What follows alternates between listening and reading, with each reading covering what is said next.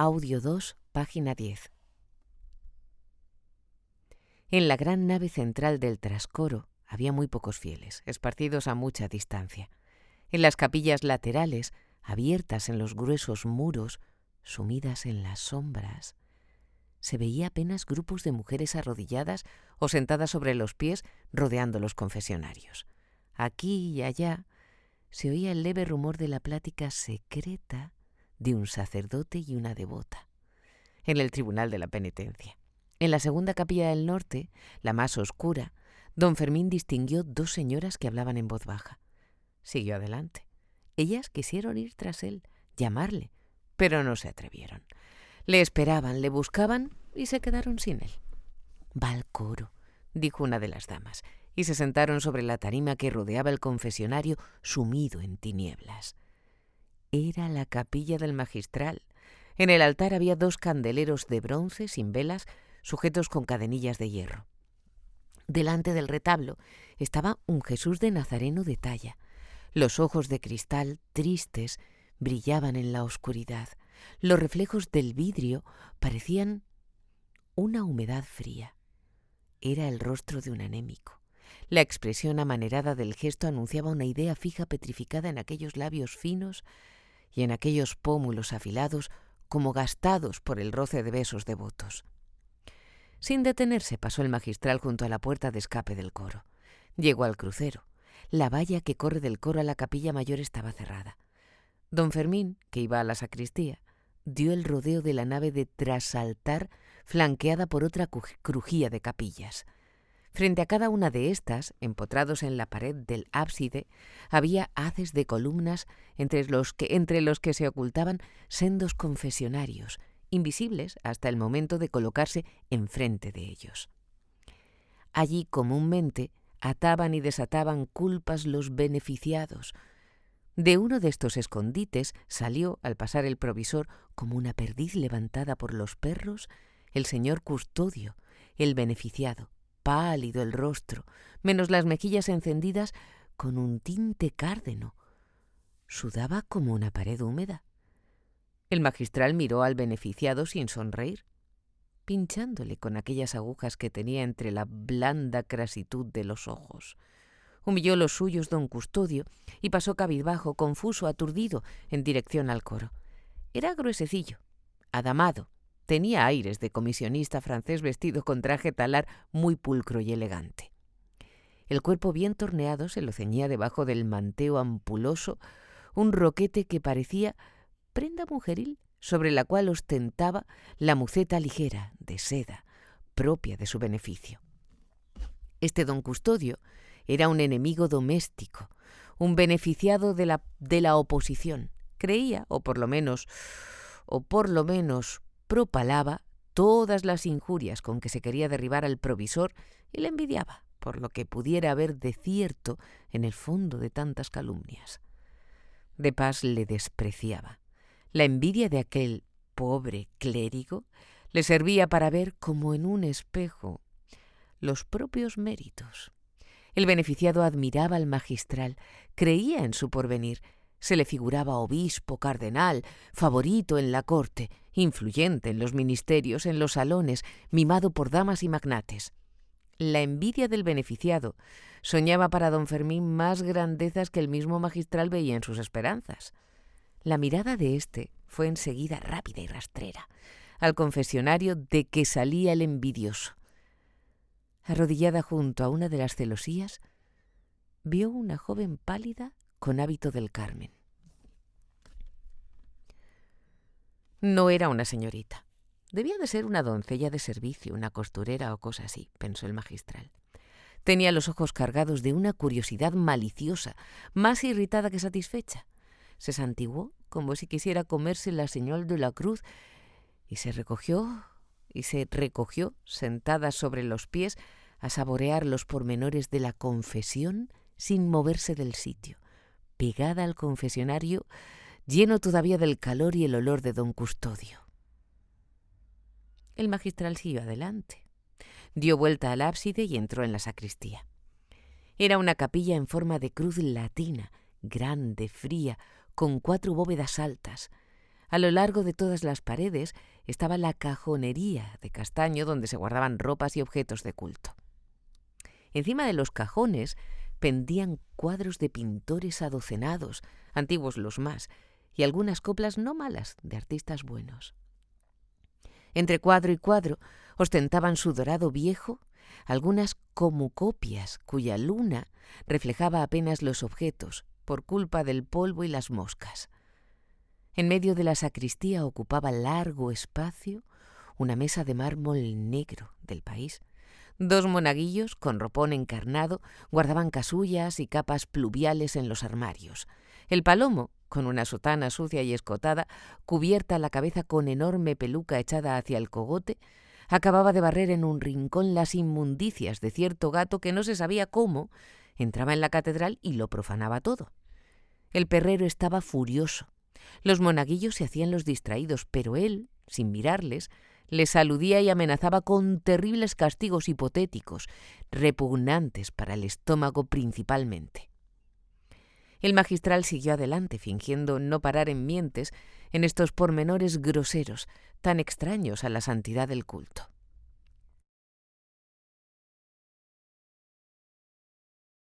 Se acercó a un grupo que en el otro extremo de la sacristía cuchicheaba con la voz apagada de la conversación profana que quiere respetar el lugar sagrado.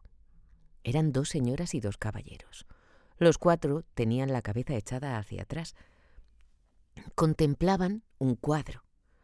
La luz entraba por ventanas estrechas abiertas en la bóveda, y a las pinturas llegaba muy torcida y menguada. El cuadro que miraban estaba casi en la sombra y parecía una gran mancha de negro mate. De otro color no se veía más que el frontal de una calavera y el tarso de un pie desnudo y descarnado. Sin embargo, 5 minutos llevaba don Saturnino Bermúdez empleados en explicar el mérito de la pintura a aquellas señoras y al caballero que, llenos de fe y con la boca abierta, escuchaban al arqueólogo. El magistral encontraba casi todos los días a don Saturnino en semejante ocupación. En cuanto llegaba un forastero de alguna importancia vetusta, se buscaba por un lado o por otro una recomendación para que Bermúdez fuese tan amable que le acompañara a ver las antigüedades de la catedral y otras de la encimada.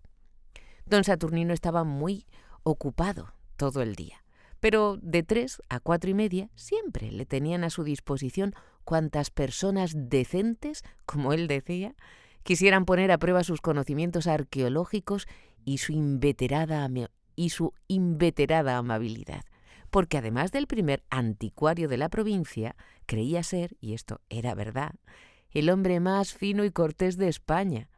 No era clérigo, sino anfibio. En su traje pulcro y negro, de los pies a la cabeza, se veía algo que Frígilis, personaje darwinista que encontraremos más adelante, llamaba la adaptación a la sotana, la influencia del medio, etc. Es decir, que si don Saturnino fuera tan atrevido que se decidiera a engendrar un Bermúdez, éste saldría ya diácono por lo menos, según Frígilis. Era el arqueólogo bajo, traía el pelo rapado como un cepillo de cerdas negras, procuraba dejar grandes entradas en la frente y se conocía que una calvicie precoz le hubiera lisonjeado no poco. No era viejo. La edad de nuestro Señor Jesucristo, decía él, creyendo haber aventurado un chiste respetuoso, pero algo mundano.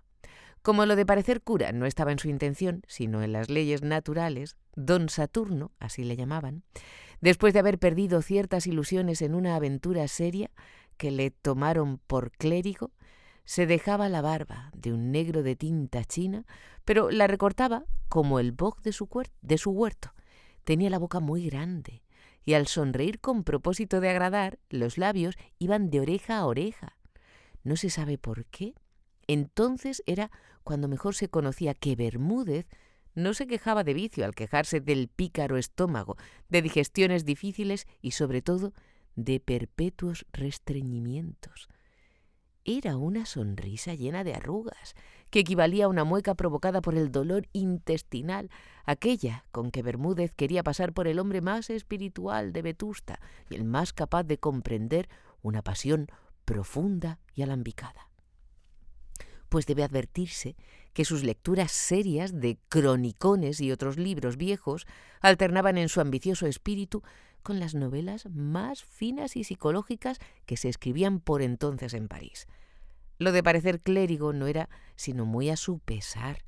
Él se encargaba unas levitas de tricot como las de un lechuguino, pero el sastre veía con asombro que vestir la prenda don Saturno y quedar convertida en sotana era todo uno. Siempre parecía que iba de luto, aunque no fuera. Sin embargo, pocas veces quitaba la gasa del sombrero porque se tenía por pariente de toda la nobleza vetustense, y en cuanto moría una aristócrata, estaba de pésame. Allá, en el fondo de su alma, se creía nacido para el amor y su pasión por la arqueología era un sentimiento de la clase de sucedáneos. Al ver en las novelas más acreditadas de Francia y de España que los personajes de mejor sociedad sentían sobre poco más o menos las mismas comezones de que él era víctima, ya no vaciló en pensar que lo que le había faltado había sido un escenario. Las muchachas de Vetusta eran incapaces de comprenderle, así como él se confesaba a solas que no se atrevería jamás a acercarse a una joven para decirle cosa mayor en materia de amores. Tal vez las casadas, algunas por lo menos, podrían entenderle mejor. La primera vez que pensó esto tuvo remordimientos para una semana, pero volvió la idea a presentarse tentadora, y como en las novelas que saboreaba, sucedía casi siempre que eran casadas las heroínas, pecadoras sí, pero al fin redimidas por el amor y la mucha fe, vino en averiguar y dar por evidente que se podía querer a una casada y hasta decírselo, si el amor se contenía en los límites del más acendrado idealismo. En efecto, don Saturno se enamoró de una señora casada, pero le sucedió con ella lo mismo que con las solteras. No se atrevió a decírselo. Con los ojos sí se lo daba a entender, y hasta con ciertas parábolas y alegorías que tomaba de la Biblia y otros libros orientales. Pero la señora de sus amores no hacía caso de los ojos de don Saturno, ni entendía las alegorías ni las parábolas. No hacía más que decir a espaldas de Bermúdez: no sé cómo ese don Saturno puede saber tanto. Parece un mentecato. Esta señora, que llamaban en Vetusta la regenta, porque su marido ahora jubilado había sido regente de la audiencia, nunca supo la ardiente pasión del arqueólogo. Este joven, sentimental y amante del saber, se cansó de devorar en silencio aquel amor único y procuró ser veleidoso, aturdirse. Y esto último poco trabajo le costaba, porque nunca se vio hombre más aturdido que él en cuanto una mujer quería marearle con una o dos miradas.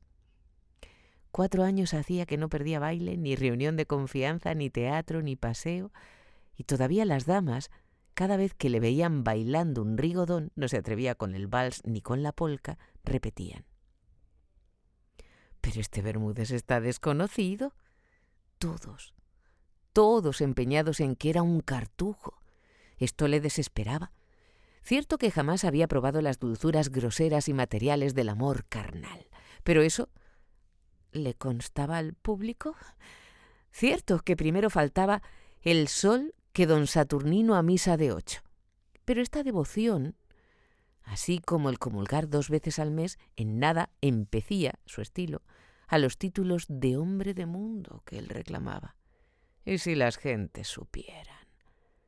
¿Quién era un embozado que de noche, a la hora de las criadas, como dicen en Vetusta, salía muy recatadamente por la calle del Rosario, torcía entre las sombras por la de Quintana y de una en otra llegaba a los porches de la Plaza del Pan y dejaba la encimada aventurándose por la colonia? Solitaria a tales horas.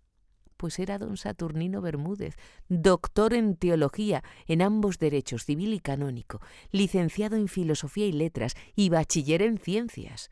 El autor ni más ni menos de Vetusta romana, Vetusta goda, Vetusta feudal, Vetusta cristiana y Vetusta transformada, a tomo por Vetusta.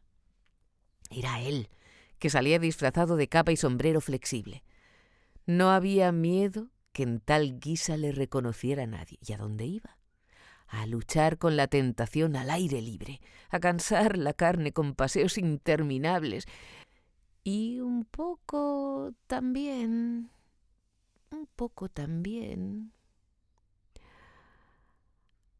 a olfatear el vicio, el crimen, pensaba él, crimen en que tenía seguridad de no caer, no tanto por esfuerzos de la virtud como por invencible pujanza del miedo que no le dejaba nunca dar el último y decisivo paso en la carrera del abismo.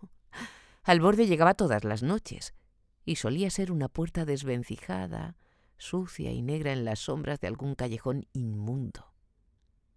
Alguna vez, desde el fondo del susodicho abismo, le llamaba la tentación. Entonces retrocedía el sabio más pronto, ganaba el terreno perdido, volvía a las calles anchas y respiraba con delicia el aire puro, puro como su cuerpo.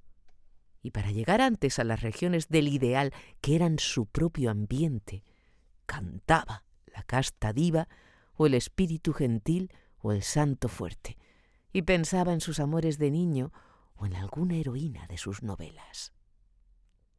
¡Ah! ¡Cuánta felicidad había en estas victorias de la virtud! Qué clara y evidente se le presentaba entonces la idea de una providencia. Algo así debía de ser el éxtasis de los místicos. Y don Saturno, apretando el paso, volvía a su casa ebrio de idealismo, mojando los embozos de la capa con las lágrimas que le hacía llorar aquel baño de idealidad, como él decía para sus adentros. Su enternecimiento era eminentemente piadoso, sobre todo en las noches de luna. Encerrado en su casa, en su despacho, después de cenar, o bien escribía versos a la luz del petróleo o manejaba sus librotes y por fin se acostaba, satisfecho de sí mismo, contento con la vida, feliz en este mundo calumniado donde, dígase lo que se quiera, aún hay hombres buenos, ánimos fuertes. Esta voluptuosidad ideal del bien obrar, mezclándose a la sensación agradable del calorcillo del suave y blando lecho, convertía poco a poco a don Saturno en otro hombre. Y entonces era el imaginar aventuras románticas de amores en París, que era el país de sus ensueños, en cuanto hombre de mundo. Solía volver a sus novelas de la hora de dormirse la imagen de la regenta, y entablaba con ella, o con muchas otras damas no menos guapas, diálogos muy sabrosos en los que ponía el ingenio femenil en lucha con el serio y varonil ingenio suyo. Y entre estos dimes y diretes, en que todo era espiritualismo y a lo sumo vagas promesas de futuros favores, le iba entrando el sueño al arqueólogo. Y la lógica se hacía disparatada, y hasta el sentido moral se pervertía y se desplomaba la fortaleza de aquel miedo que poco antes salvara al doctor en teología. A la mañana siguiente, don Saturno despertaba malhumorado, con dolor de estómago, llena el alma de pesimismo desesperado y de flato el cuerpo. «Memento horno», decía el infeliz, y se arrojaba del lecho con tedio, procurando una reacción en el espíritu mediante agudos y terribles remordimientos y propósitos de buen obrar, que facilitaba con chorros de agua en la nuca y lavándose con grandes esponjas. Tal vez era la limpieza, esa gran virtud que tanto recomienda Mahoma, la única que positivamente tenía el ilustre autor de Vetusta Transformada. Después de bien lavado, iba a misa sin falta, a buscar el hombre nuevo que pide el Evangelio. A buscar el hombre nuevo que pide el Evangelio. Poco a poco, el hombre nuevo venía, y por vanidad o por fe, creía en su regeneración todas las mañanas, aquel devoto del corazón de Jesús. Por eso el espíritu no envejecía.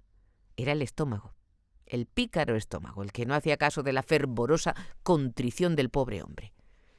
Y que le dijeran a don Saturno que la materia no es vil y grosera.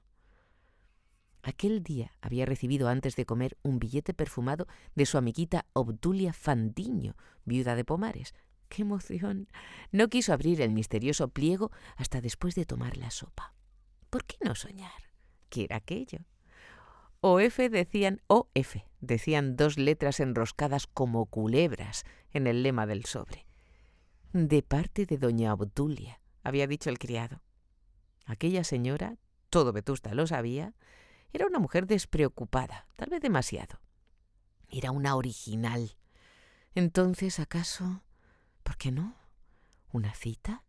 Ellos, al fin, se entendían algo, no tanto como algunos maliciaban, pero se entendían. Ella le miraba en la iglesia y suspiraba. Le había dicho una vez que sabía más que el tostado, elogio que él supo apreciar en todo lo que valía por haber leído al ilustre hijo de Ávila. En cierta ocasión, ella había dejado caer el pañuelo. Un pañuelo que olía como aquella carta, y él lo había recogido, y al entregárselo se habían tocado los dedos, y ella había dicho: «Gracias, Saturno». Saturno, sin don.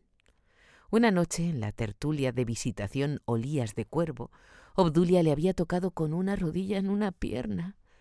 Él no había retirado la pierna ni ella la rodilla.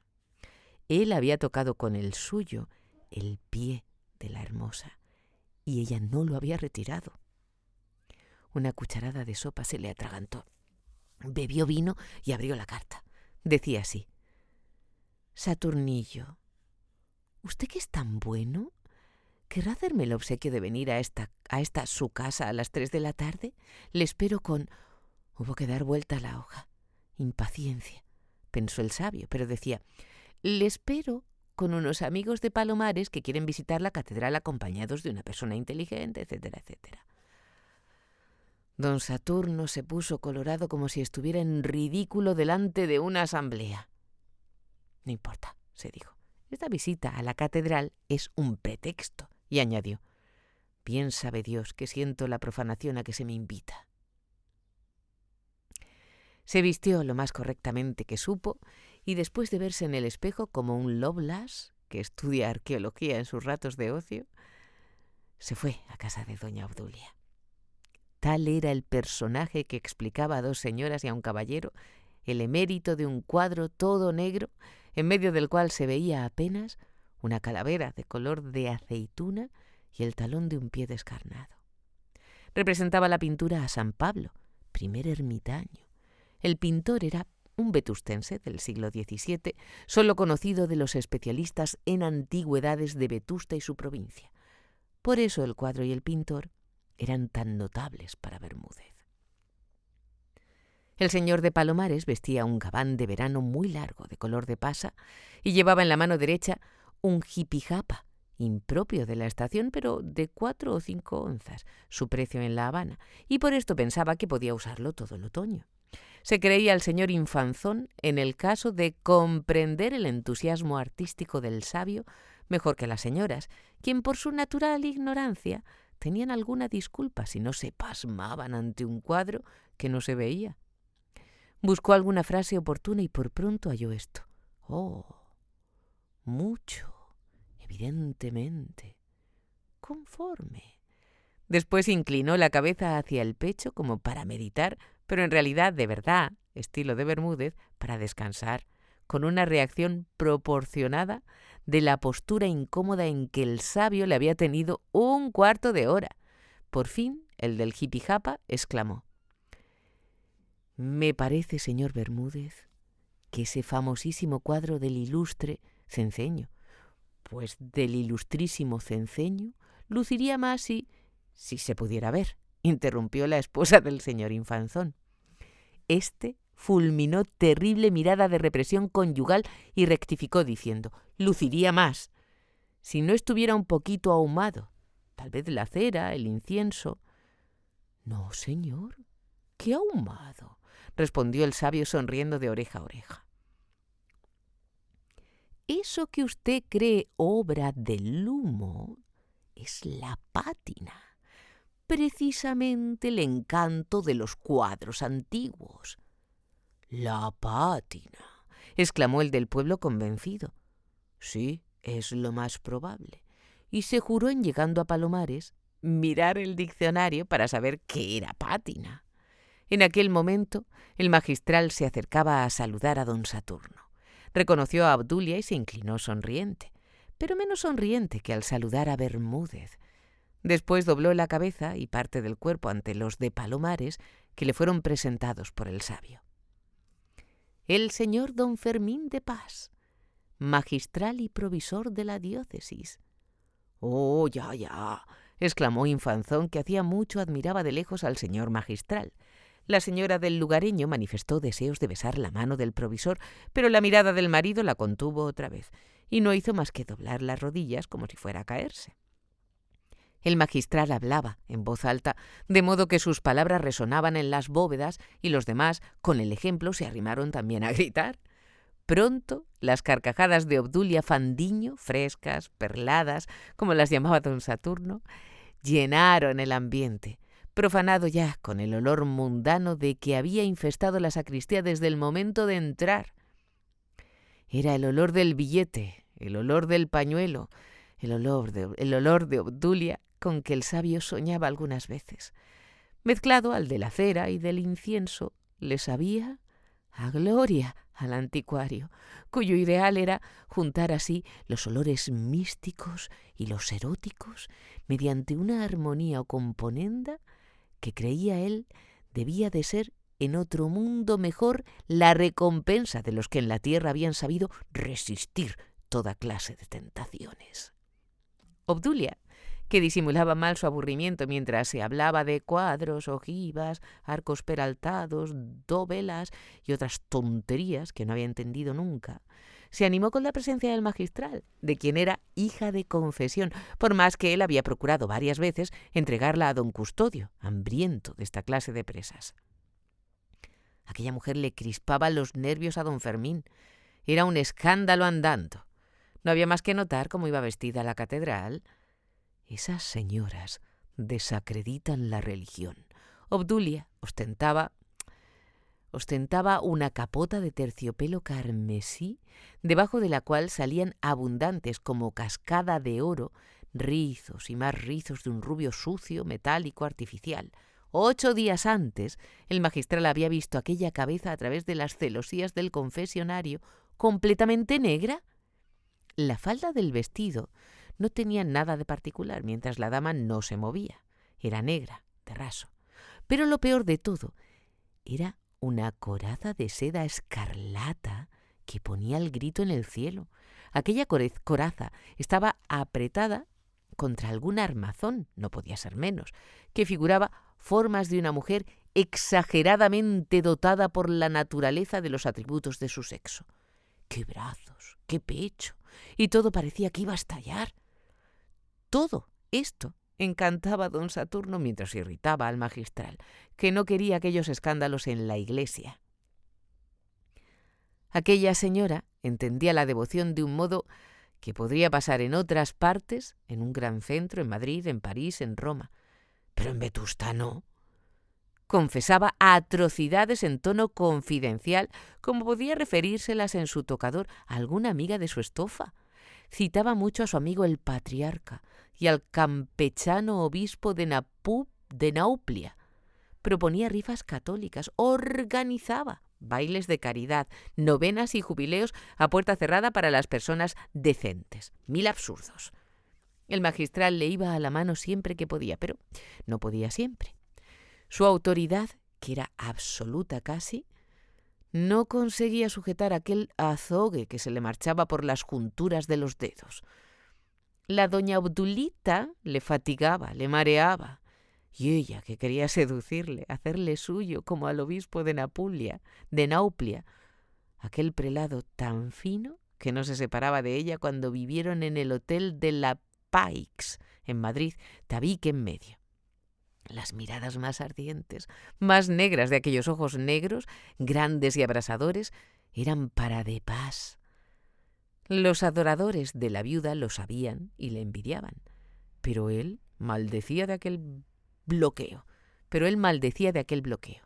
Necia, si creerá que a mí se me conquista como a don Saturno. A pesar de esta cordial antipatía, siempre estaba afable y cortés con la viuda, porque en este punto no distinguía entre amigos y enemigos. Era menester que una persona estuviese debajo de sus pies, aplastada, para que don Fermín no usase con ella de formas irreprochables. La urbanidad era un dogma para el magistral, lo mismo que para Bermúdez, pero sacaban de ella muy diferente partido.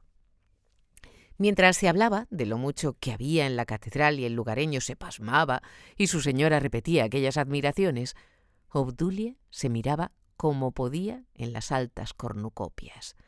El magistral se despidió. No podía acompañar a aquellas señoras, lo sentía mucho, pero le esperaba la obligación, el coro. Todos se inclinaron. «Lo primero es lo primero», dijo el de Palomares aludiendo a la divinidad y haciendo una genuflexión. No se sabe si ante la divinidad o ante el provisor. Afortunadamente, según don Fermín, nada le serviría su inutilidad, mientras que Bermúdez era una crónica viva de las antigüedades vetustenses. Don Saturno estiró las cejas y dio señales de querer besar el suelo. Después miró a Obdulia con mirada seria, penetrante, como con una sonda, como diciéndole: «Ya lo oyes, soy yo, el primer anticuario de Vetusta, según la opinión del mejor teólogo, quien se declara esclavo tuyo». Todo esto quiso decir con los ojos, pero ella no debió de entenderlo porque se despidió del magistral dejándole la alma, por conducto de las pupilas, entre los pliegues amplios y rítmicos del manteo. De este se despojó don Fermín después de acercarse a un armario y muy gravemente vistió el ajustado roquete, la señoril muceta y la capa de coro. «¡Qué guapo está!», dijo desde lejos Obdulia, mientras los lugareños admiraban con la fe del carbonero otro cuadro que alababa don Saturnino. Dieron vuelta a toda la sacristía. Cerca de la puerta había algunos cuadros nuevos que eran copias no malentendidas de pintores célebres. A la infanzón debieron de agradarle más que las maravillas de Ceceño, sin duda, porque se veían mejor. Pero su prudente esposo, considerando que Bermúdez pasaba con afectado desdén delante de aquellos vivos y flamantes colores, dio un codazo a su mujer para que entendiera que por allí se pasaba sin hacer aspavientos. Entre aquellos cuadros había una copia bastante fiel y muy discretamente comprendida del célebre cuadro de Murillo, San Juan de Dios, del Hospital de Incurables de Sevilla. A la señora de pueblo le llamó la atención la cabeza del santo, que desde que se ve una vez no se olvida. ¡Oh, qué hermoso!, exclamó sin poder contenerse. Miró don Saturno con sonrisa de lástima y dijo: «Sí, es bonito, pero muy conocido». Y volvió la espalda a San Juan, que llevaba sobre sus hombros al pordiosero enfermo entre las tinieblas. El señor Infanzón dio un pellizco a su mujer, se puso muy colorado y en voz baja la reprendió de esta suerte: «Siempre has de avergonzarme. ¿No ves que esto no tiene pátina?». Salieron de la sacristía. «Por aquí», dijo Bermúdez señalando a la derecha, y atravesaron el crucero, no sin escándalo de algunas beatas que interrumpieron sus oraciones para descoser y recortar la coraza de fuego de Obdulia. La falda de raso, que no tenía nada de particular mientras no la movían, era lo más subversivo del traje en cuanto la viuda echaba a andar. Ajustábase de tal modo al cuerpo que lo que era falda parecía apretado calzón ciñendo esculturales formas que, así mostradas, no convenían a la santidad del lugar. «Señores, vamos a ver el Panteón de los Reyes», murmuró muy quedo el arqueólogo, que iba ya preparándose en 2 trocitos de su Vetusta goda y de su Vetusta cristiana. Y en honor de la verdad se ha de decir que un rey se le iba y otro se le venía, esto es, que los mezclaba y confundía, siendo la falda de Obdulia la causa de tales confusiones, pero el sabio no podía menos que admirar aquella atrevidísima invención nueva en Vetusta, mediante la que aparecían ante sus ojos graciosas y significativas curvas que él nunca viera más que en sueños. Con gran pesadumbre comprendía el devoto anticuario que el contraste del lugar sagrado con las insinuaciones talares del afandiño, en vez de apagar sus fuegos interiores, era el alimento de la combustión que deploraba, como si a una hoguera le echasen petróleo. Entraron en la capilla del Panteón. Era ancha, oscura, fría, de tosca fábrica, pero de majestuosa e imponente sencillez. El taconeo irrespetuoso de las botas imperiales color bronce que enseñaba a Obdulia debajo de la falda corta y ajustada, el estrépito de la seda frotándolas en aguas, el crujir del almidón de aquellos bajos de nieve y espuma que tal se le antojaban a don Saturno, quien los había visto otras veces, hubieran sido parte a despertar de su sueño de siglos a los reyes allí sepultados, a ser cierto lo que el arqueólogo dijo respecto del descanso eterno de tan respetables señores. Aquí descansan desde la 8ª centuria los señores reyes don... y pronunció los nombres de 6 o 7 soberanos con variantes en las vocales, en sentir del lugareño que, siguiendo corrupciones vulgares, decía ue en vez de oi y otros adefesios. Estaba el del pueblo profundamente maravillado de la sabiduría y elocuencia de don Saturnino.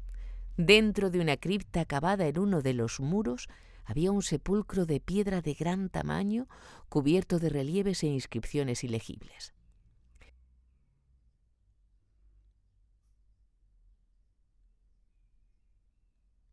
Entre el sepulcro y el muro había estrecho pasadizo de un pie de ancho y del otro lado, a la misma distancia, una verja de hierro. En la parte interior, la oscuridad era absoluta. Del lado de la verja quedaron los lugareños. Bermúdez y en pos de él Obdulia se perdieron de vista en el pasadizo sumido en tinieblas. Después de la enumeración de don Saturno, hubo un silencio solemne. El sabio había tosido. Iba a hablar. «¿Encienda usted un fósforo, señor Infanzón?» «Señor Infanzón», dijo Obdulia. «No tengo aquí, pero se puede pedir una vela». «No, señor, no hace falta. Yo sé las inscripciones de memoria y además no se pueden leer». «¿Están en latín?», se atrevió a decir la Infanzón. «No, señora, están borradas». No se hizo la luz. El arqueólogo habló cerca de un cuarto de hora. Recitó, fingiendo el pícaro que improvisaba, los capítulos 1, 2, 3 y 4 de una de sus vetustas, y ya iba a terminar con el epílogo que copiaremos a la letra, cuando Obdulia le interrumpió diciendo: «Dios mío, ¿habrá aquí ratones? Yo creo sentir...» Y dio un chillido y se agarró a don Saturno que, patrocinado por las tinieblas, se atrevió a coger con sus manos la que le oprimía el hombro, y después de tranquilizar a Obdulia con un apretón enérgico, concluyó de esta suerte: «Tales fueron los preciados varones que galardonaron con el alboroque de ricas preseas, envidiables privilegios y vías fundaciones a esta santa iglesia de Vetusta, que les otorgó perenne mansión ultratelúrica para los mortales despojos, con la majestad de cuyo depósito creció tanto su fama que presto se vio siendo emporio y gozó hegemonía, digámoslo así, sobre las no menos santas iglesias de Tui, Durmio, Braga, Iría, Coimbra, Viseo, Lamego, Celeres, Aguascálidas, etc. sic decaeteris». «Amén», exclamó la lugareña sin poder contenerse, mientras Obdulia felicitaba a Bermúdez con un apretón de manos en la sombra. 2. El coro había terminado. Los venerables canónigos dejaban cumplido por aquel día su deber de alabar al Señor entre bostezo y bostezo. Uno tras otro iban entrando en la sacristía con el aire aburrido de todo funcionario que desempeña cargos oficiales mecánicamente. Siempre del mismo modo, sin creer en la utilidad del esfuerzo con que gana el pan de cada día. El ánimo de aquellos honrados sacerdotes estaba gastado por el roce continuo de los cánticos canónicos, como la mayor parte de los roquetes, mucetas y capas de que se despojaban para recobrar el manteo. Se notaba en el cabildo de Vetusta lo que es ordinario en muchas corporaciones. Algunos señores prebendados no se hablaban, otros no se saludaban siquiera, pero a un extraño no le era fácil conocer esta falta de armonía. La prudencia disimulaba tales asperezas y en conjunto reinaba la mayor y más jovial concordia. Había apretones de mano, golpecitos en el hombro, bromitas sempiternas, chistes, risas, secretos al oído. Algunos, taciturnos, se despedían pronto y abandonaban el templo. No faltaba quien saliera sin despedirse. Cuando entraba el magistral, el ilustrísimo señor don Cayetano Rimpamillán, aragonés de Calatayud, apoyaba una mano en el mármol de la mesa porque los codos no llegaban a tamaña altura y exclamaba después de haber olfateado varias veces como perro que sigue un rastro: «Hame dado en la nariz olor de...». La presencia del provisor contuvo al señor arcipreste, que, cortando la cita, añadió: «Parece que hemos tenido faldas por aquí, señor de Pas». Y sin esperar respuesta, hizo picarescas alusiones corteses, pero un poco verdes, a la hermosura esplendorosa de la viudita. Era don Cayetano un viejecillo de 76 años, vivaracho, alegre, flaco, seco, de color de cuero viejo, arrugado como un pergamino al fuego, y el conjunto de su personilla recordaba, sin que se supiera a punto fijo por qué, la silueta de un buitre de tamaño natural, aunque según otros más se parecía a una urraca o a un tordo encogido y despeluznado. Tenía sin duda mucho de pájaro en figura y gestos, y más visto en su sombra. Era anguloso y puntiagudo, usaba sombrero de teja de los antiguos, largo y estrecho, de alas muy recogidas, a lo don Basilio, y como lo echaba hacia el cogote, parecía que llevaba en la cabeza un telescopio. Era miope y corregía el defecto con gafas de oro montadas en nariz larga y corva. Detrás de los cristales brillaban unos ojuelos inquietos, muy negros y muy redondos. Terciaba el manteo a lo estudiante. Solía poner los brazos en jarras y, si la conversación era de asunto teológico o canónico, extendía mano derecha y formaba un anteojo con el dedo pulgar y el índice.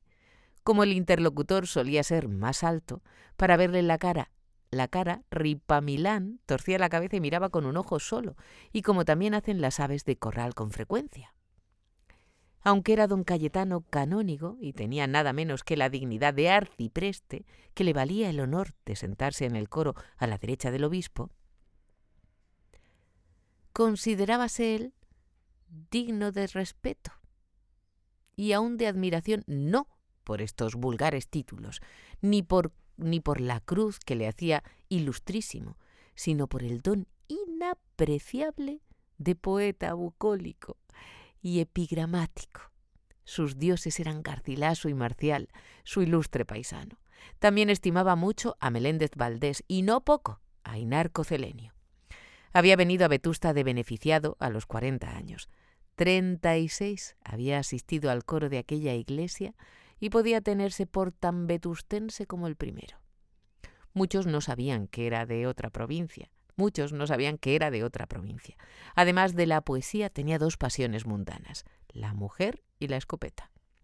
A la última había renunciado, no a la primera, que seguía adorando con el mismo pudibundo y candoroso culto de los 30 años.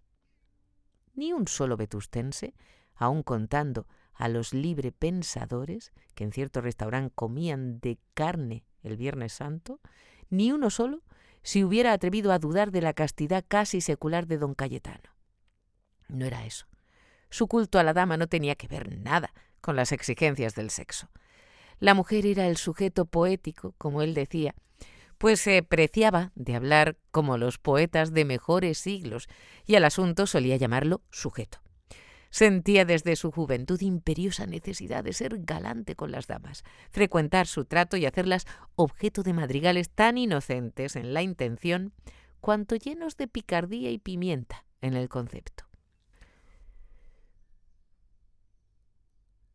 Hubo en el cabildo épocas de negra intransigencia en que se persiguió la manía de Ripamilán como si fuera un crimen, y se habló de escándalo y de quemar un libro de versos que publicó el arcipreste a costa del marqués de Corujedo, gran protector de las letras.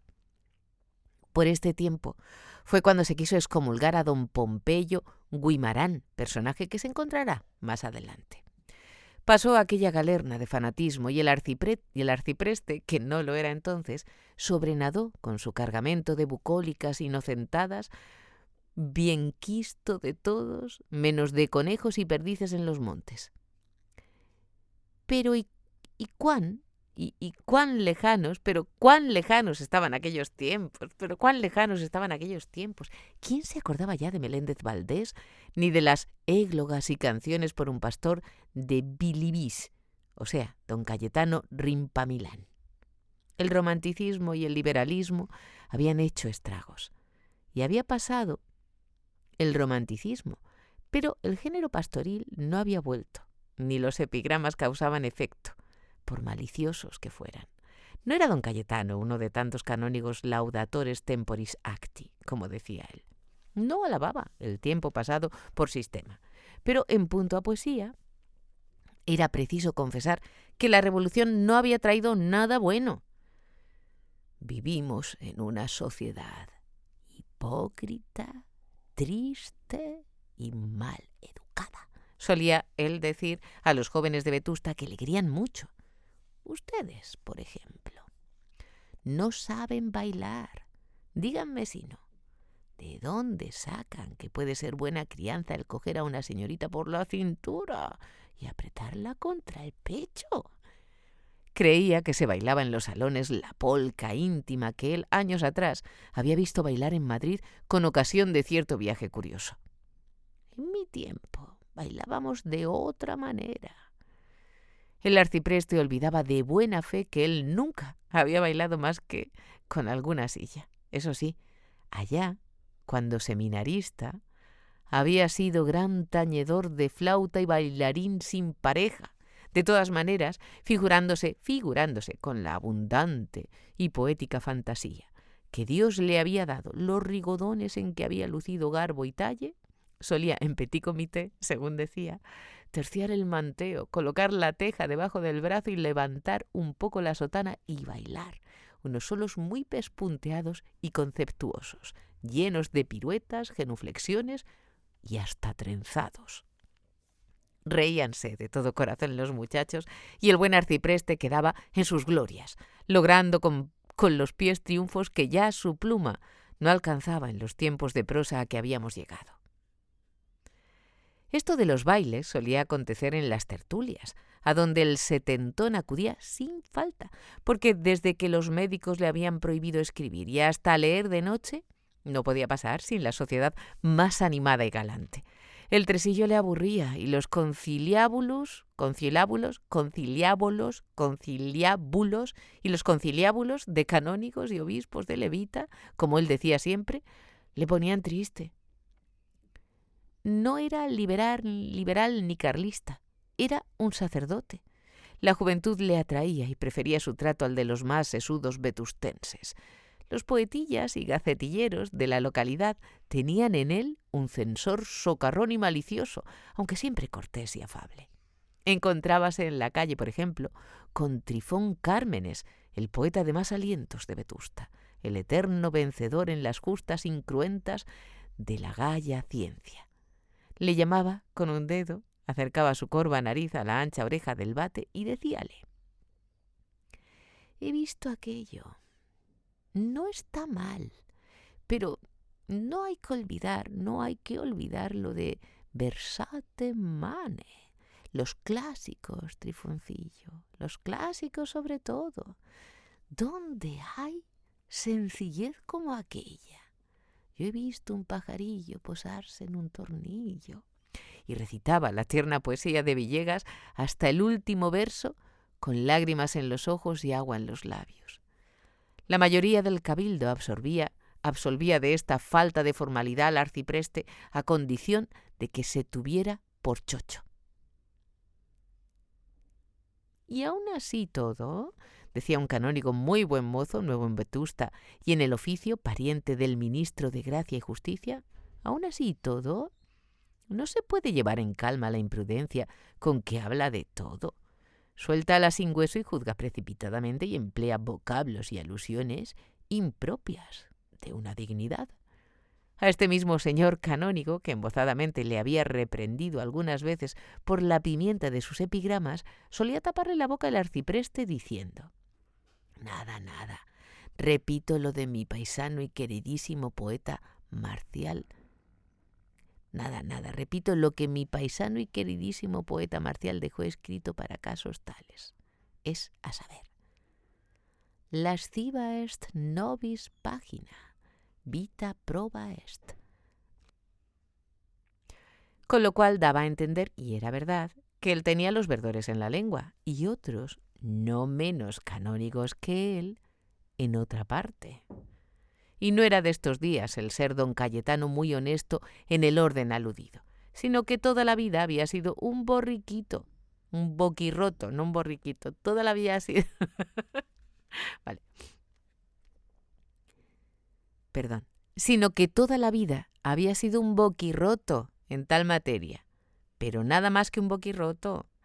Y esta era la traducción libre del verso de Marcial. El arcipreste estaba muy locuaz aquella tarde. La visita de Obdulia a la catedral había despertado sus instintos anafrodíticos, su pasión desinteresada por la mujer, diríase mejor, por la señora. Aquel olor a Obdulia, que ya nadie notaba, sentíalo aún don Cayetano. El magistral contestaba con sonrisas insignificantes, pero no se marchaba. Algo tenía que decir al arcipreste. No era de paste los que solían quedarse al tertulín, como llamaban a la sabrosa plática de la sacristía después del coro. Si hacía bueno, los del tertulín acostumbraban salir juntos a paseo por una carretera o ir al espolón. Si llovía o amenazaba, prolongaban el palique hasta que el palomo hacía un discreto ruido con las llaves de la catedral y cada canónigo se iba a su casa. No se crea por esto que eran íntimos amigos los aficionados a platicar después del coro. Acontecía allí lo que es ley general de los corrillos. Entre todos murmuraban de los ausentes, como si ellos no tuvieran defectos, estuvieran en el justo medio de todo y en la vida hubieran de separarse. Pero marchaba uno y los demás le guardaban cierto respeto por algunos minutos. Cuando ya debía de estar en su casa el temerario, algunos de los que quedaban decían de repente: «¿Cómo ese otro?» Y todos sabían que aquel gesto de señalar a la puerta y tales palabras significaban fuego graneado, y no le quedaba hueso sano a ese otro. El arcipreste no era de los que menos murmuraban. Él le había puesto el apodo que llevaba sin saberlo, como una maza, al señor arcediano don Restituto Mourelo. En el cabildo nadie le llamaba Mourelo, ni acerdiano, sino Gloucester. Era un poco torcido del hombro derecho don Restituto. Por lo demás, buen mozo, casi tan alto como el pariente del ministro. Y como este defecto incurable era un obstáculo a las pretensiones de gallardía que siempre había alimentado, discurrió hacer de tripas corazón, como se dice, o sea, sacar partido, en calidad de gracia, de aquella tacha con que estaba señalado. En vez de disimularlo, subrayaba el vicio corporal, torciéndose más y más hacia la derecha, inclinándose como un sauce llorón.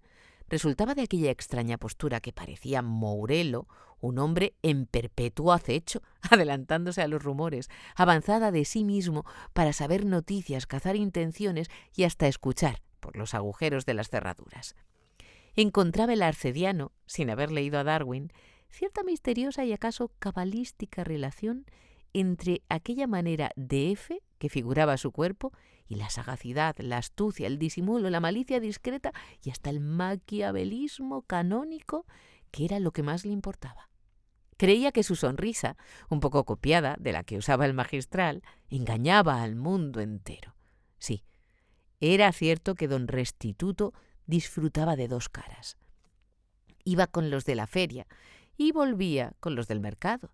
Disimulaba la envidia con una amabilidad pegajosa y fingía un aturdimiento en que no incurría nunca. Pero decía el arcipreste, ni su amabilidad engañaba a todos, ni aunque sea un redomado vividor, es tan maquiavélico como él se supone. Hablaba, siempre que podía, al oído del interlocutor, guiñaba los ojos alternativamente, gustaba de frases de segunda y hasta tercera intención, como cubiletes de prestidigitador, y era un hipócrita que fingía ciertos descuidos en las formas del culto externo para que su piedad pareciese espontánea y sencilla.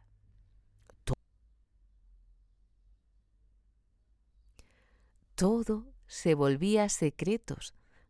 Decía él que abría el corazón por única vez al primero que quería oírle. Por la boca muere el pez. Ya lo sé. Yo no soy de los que olvidan, pero eso de que en boca cerrada no entran moscas. Pero con usted no tengo inconveniente en ser explícito y franco. ¿Acaso por la primera vez en mi vida? Pues bien, oiga usted el secreto. Y lo decía. Hablaba en voz baja, con misterio. Entraba en la sacristía muchas veces diciendo de modo que apenas se le oía: buen tiempo tenemos, señores. Mucho dure.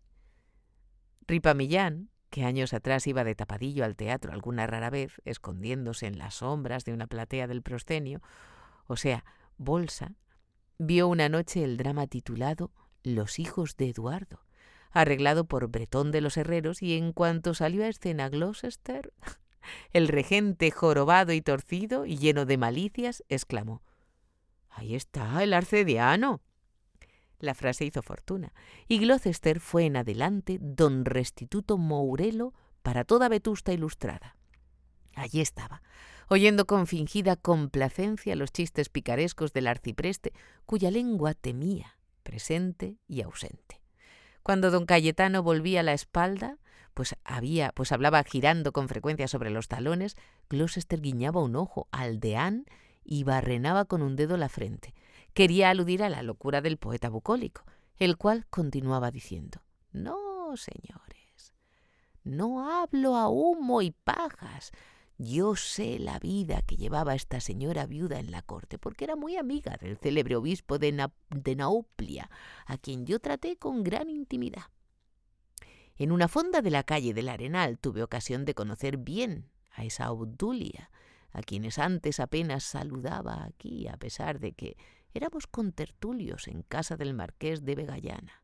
Ahora somos grandes amigos. Es epicurista. No cree en el sexto». Hubo una carcajada general. Solo el provisor se contentó con sonreír, inclinarse y poner cara de santo que sufre, por amor de Dios, el escándalo de los oídos. El arcediano rió sin ganas. La historia de Obdulia Fandiño profanó el recinto de la sacristía, como poco antes lo profanaran su risa, su traje y sus perfumes. El arcipreste narraba las aventuras de la dama como lo hubiera hecho Marcial, salvo el latín. «Señores, a mí me ha dicho Joaquinito Orgaz que los vestidos que luce en el espolón esa señora son bien escandalosos», dijo el deán. «Pero muy ricos», observó el pariente del ministro. «Y muchos, nunca lleva el mismo. Cada día un perifollo nuevo», añadió el arcediano. «Yo no sé de dónde los saca, porque ya no es rica. A pesar de sus pretensiones de noble, ni lo es ni tiene más que una renta miserable y una viudad irrisoria». «Pues a eso voy», interrumpió triunfante don Cayetano. «Me ha dicho el chico de Orgaz, que acabó la carrera de médico en San Carlos, que estos últimos años Obdulita servía en Madrid a su prima Tarsilla Fandiño, la célebre querida del célebre. Así que le servía de trotaconventos, digámoslo así, es decir, no tanto, pero vamos, que la acompañaba y claro, la otra, agradecida, le manda ahora los vestidos que deja, y como los deja nuevos y tiene tantos y tan ricos». El cabildo, que fingía oír por educación nada más al arcipreste, se interesaba de veras con la crónica.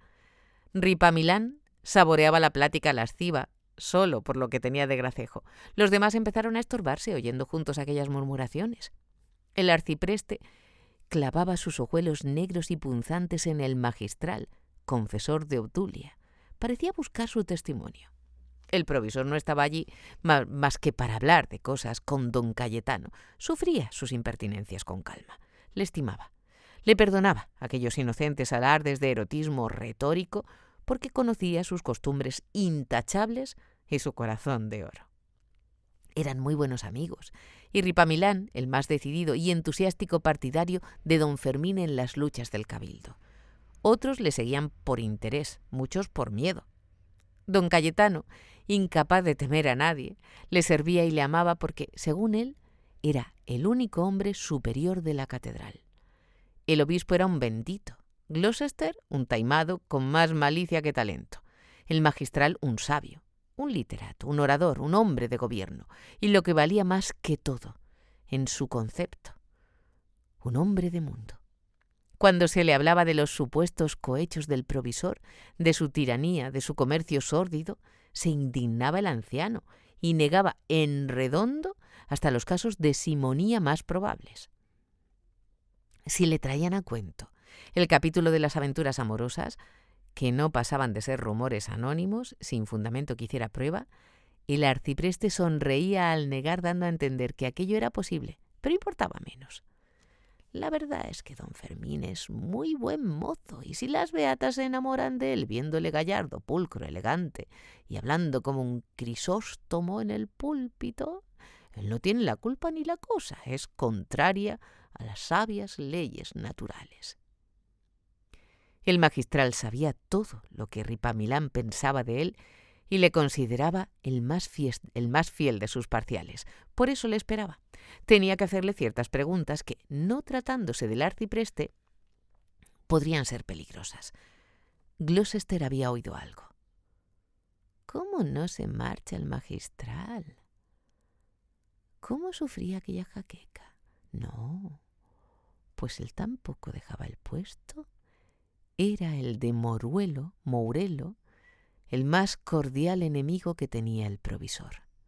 Precisamente el trabajo de maquiavelismo más refinado del arcediano consistía en mantener en la apariencia, buenas relaciones con el déspota, pasar como partidario suyo y minarle el terreno, prepararle una caída que ni la de don Rodrigo Calderón. Vastísimos eran los planes de Gloucester, llenos de vueltas y revueltas, emboscadas y laberintos, trampas y petardos y hasta máquinas infernales. Don Custodio, el beneficiado, era su lugarteniente. Este le había dado aquella tarde la noticia de que la regenta estaba en la capilla del magistral esperándole para confesar.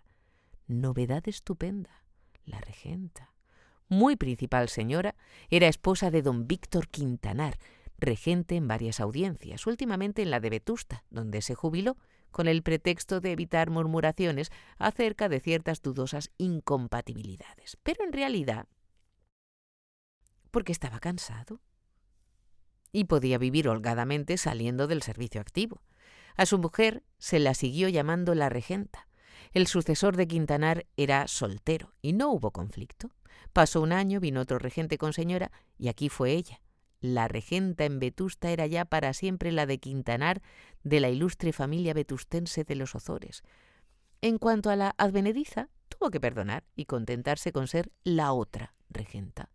Además, el conflicto duraría poco. Ya empezaba a usarse el nombre de presidente y pronto habría nombre distinto para cada cual. Entretanto, la regenta era la de Ozores, la cual siempre había sido hija de confesión de don Cayetano, pero este, que de algunos años a esta parte solo confesaba a algunas pocas personas, señoras casi todas, de alta categoría, escogidísimos amigos y amigas, al cabo se había cansado también de esta leve carga, pesada para sus años, y resuelto a retirarse por completo del confesionario, había suplicado a sus hijas de confesión que le librasen de este trabajo y hasta señalado sucesor en tan grave e interesante ministerio.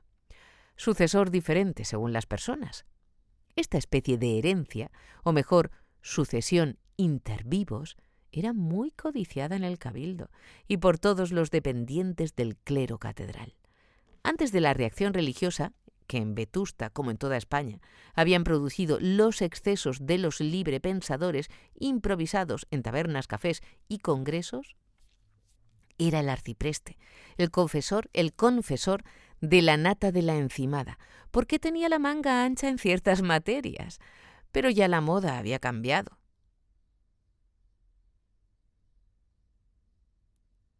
sea porque tenía la manga ancha en ciertas materias, pero ya la moda había cambiado, se hilaba más delgado en asuntos pecaminosos y el magistral, que se iba con pies de plomo, era preferido. Sin embargo, unas por costumbre, otras por no dar un desaire a don Cayetano y algunas por seguir contentas con aquel sistema de la manga ancha, algunas damas continuaban asistiendo al tribunal del latitudinario hasta que él mismo se cansó y con buenos modos empezó a sacudirse las moscas. Don Custodio, joven ardentísimo en sus deseos, creía demasiado en los milagros de fortuna que hace la confesión auricular y atribuía a ellos, sin razón, los progresos del magistral. Por esto acechaba la sucesión del arcipreste con más avaricia que todos, con pasión imprudente. Había averiguado que doña Olvido, la orgullosa hija única de Páez, uno de los más ricos americanos de la colonia, había pasado tiempo atrás del confesionario de Ripamilán al de don Fermín. Esto era ya una gollería, pero ¡oh escándalo! Ahora, don Custodio lo había averiguado escuchando detrás de una puerta. Ahora el chocho del poeta bucólico dejaba al magistral la más apetecible de sus joyas penitenciarias, como lo era, sin duda, la digna y virtuosa y hermosísima esposa de don Víctor Quintanar. Y don Custodio sentía la alegórica bave de la envidia manar de sus labios. No, y don Custodio sentía la alegórica baba de la envidia manar de sus labios. Después de haber tropezado en el trasaltar con el provisor, se había dirigido hacia el trascoro y detrás de la capilla del otro había visto, mirando de soslayo, dos señoras. Nuevas sin duda, pues no sabían que aquella tarde no se sentaba don Fermín. Había vuelto a pasar, había mirado mejor y con disimulo, y pudo conocer, a pesar de las sombras de la capilla, que una de aquellas damas era la regenta en persona. Entró en el coro y se lo dijo a Gloucester. El arcediano aspiraba a esta sucesión particular, creía pertenecerle por razón de su dignidad el honor de confesar a doña Ana Ozores. Con el obispo no había que contar. El deán era un viejo que no hacía más que comer y temblar. En una procesión de desagravios, 4 borrachos le habían dado un susto del que solo se repuso su estómago. Digería muy bien, pero no discurría. No pensaba, más que lo suficiente para seguir vegetando y asistiendo al coro. Tampoco había que contar con él. El arcipreste renunciaba a la regenta. Pues ¿qué dignidad seguía? La suya. La jerarquía indicaba al arcediano. Se trataba, pues, de un atropello, de una injusticia que clamaba al cielo. Y no podía clamar al obispo porque éste era esclavo de don Fermín. Esta opinión de Gloucester la aprobaba don Custodio. No tenía el beneficiado la pretensión excesiva de coger para sí tan buen bocado, pero quería que a lo menos no se lo comiera su enemigo. Adulaba a Gloucester y le animaba a luchar por la justa causa de sus derechos. Gloucester, halagado y con color de remolacha, dijo al oído del confidente: ¿será libre elección de esa señora? Y separándose un poco para ver el efecto de su malicia, miró al beneficiado con ojos llenos de picaresca intención, mientras los carrillos cárdenos e hinchados delataban un buche de risa próxima a derramarse por las comisuras. «Puede ser», contestó don Custodio, subrayando las palabras, para darse por enterado de la intención del otro.